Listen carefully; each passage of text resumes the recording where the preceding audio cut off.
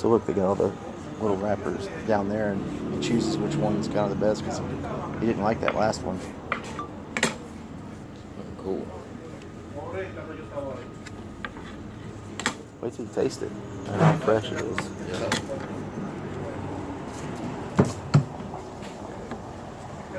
That's the finishing touches he's putting on it right there. But yeah, look. Putting the binder here in the machine and working the combination tobacco. Long filler all the time. Remember, the premium cigars working only in the long filler, not short filler. The short filler here, and don't look at cigars, it's only for flavors.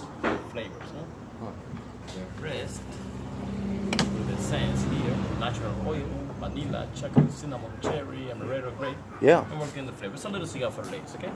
For the ladies. Yeah.